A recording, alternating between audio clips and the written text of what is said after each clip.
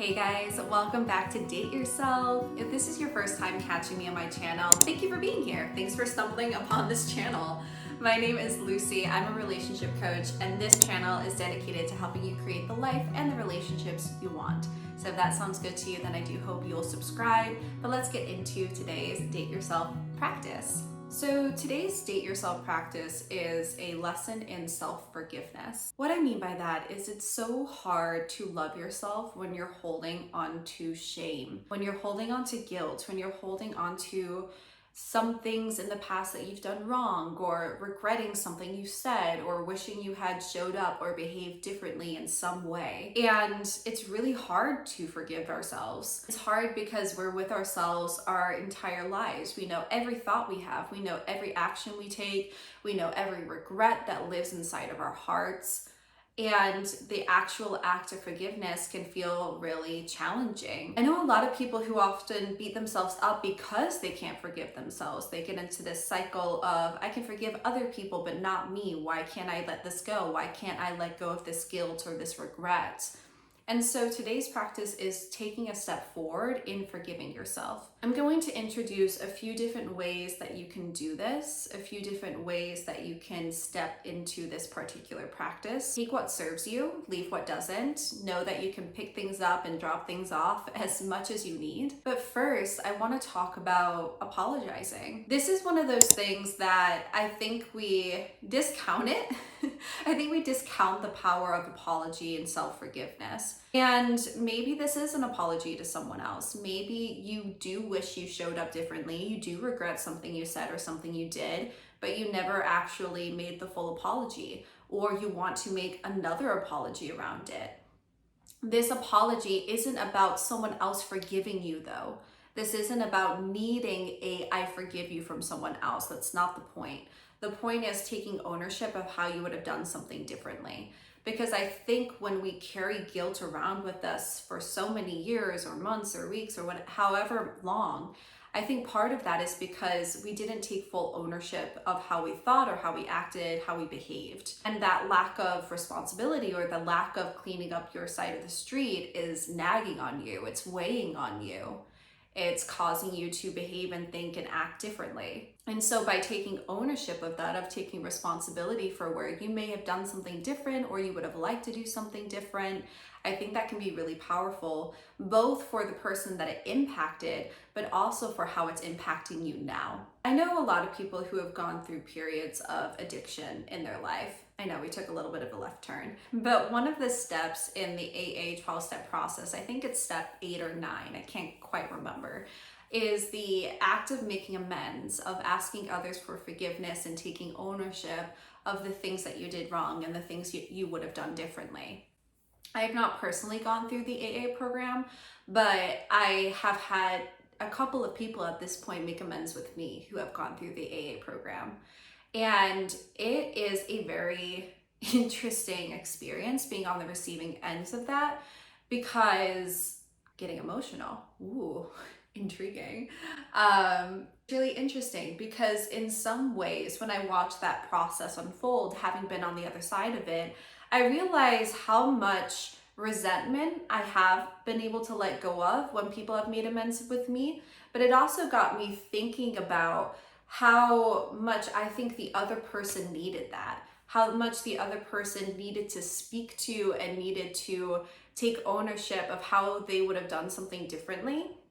Not for me though, not for me, but for them, because I can see the power it has on them. The weight is lifted off of them once they acknowledge something that they've been trying to hide, trying to shove away for so long, and even maybe trying to make excuses for or defend in some way.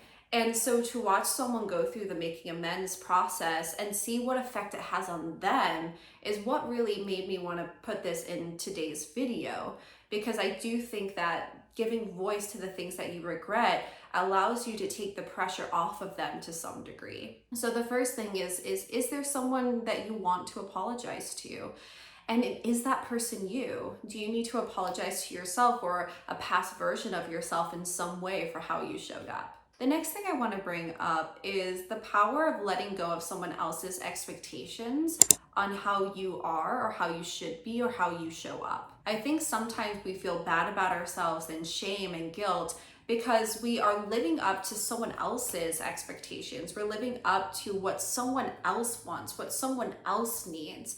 And we're not actually being true to who we are. We aren't actually living in accordance with our own standards and our own expectations. And it's the comparison that is getting us so mixed up in the head and feeling so bad. I think that trying to be someone else's version of you is ultimately always going to lead you to being unsatisfied in who you are. It's always going to be not enough because you're living for them, you're not living for yourself.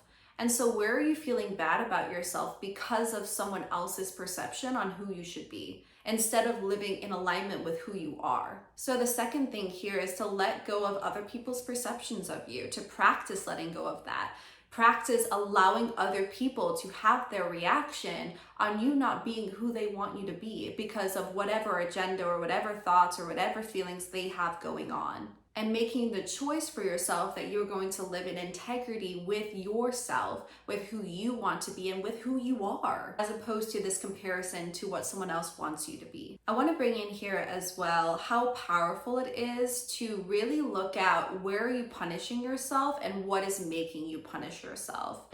Oftentimes, I think when we punish ourselves for how we showed up in the past, it's because we feel like we didn't learn some kind of lesson. It's because we feel like we didn't acquire some kind of knowledge. And I don't think this is always conscious. I think this can be very subconscious sometimes, because let's think of like punishments and consequences as like just a thing in general. Whenever there's a punishment or a consequence, it's because someone is trying to steer behavior, trying to get, most of the time, a child to act in a particular way. And so when you are self-punishing yourself, what are you trying to change? Where are you trying to get yourself to act differently? The weird mind twist on this is that oftentimes we wish we would have acted differently in the past when we can't control how we showed up in the past. And by reflecting on the past all the time, it's not actually addressing where we're going in the future. I think that the turn we can make here is notice where you're punishing yourself, notice what behavior you are trying to change within yourself, and then ask yourself, okay, how can I take this and apply this to the future from a place of compassion and from a place of knowing what I know now, knowing the lesson that I was trying to learn? How can I accept that I've learned the lesson and actually apply that lesson going forward? Because you can't change the past, and punishing yourself for something that happened in the past is going the wrong direction. You're taking it the wrong direction. You're taking it back when you can't go back. You can only go forward. And so I think that part of self-forgiveness is when you can bring compassion to this, when you can be compassionate with yourself in this particular part of this practice, you can see, where is there a lesson for me to learn, and how can I apply that lesson going forward from a place of love, from a place of knowing more now. Finally, I want to bring in, where is guilt and shame living in your body? Our bodies hold so much. Our bodies hold so many memories. Our body holds trauma. Our bodies hold so much of the past, and it's held in tension. It's held in chronic pain. It's held in injuries. It's stored in our vessel as people. And so get curious, where are you holding guilt and shame and lack of forgiveness in your body? Where is that? And then this might seem a little quirky if you've never thought about this before. How can you release that in your body to aid in the releasing of it in your mind? Where can you forgive yourself 2% more today? You don't have to forgive every decision, every action you took, but how can you forgive yourself just 2% more today? All right, everyone, I'll see you in the next video. Bye, guys.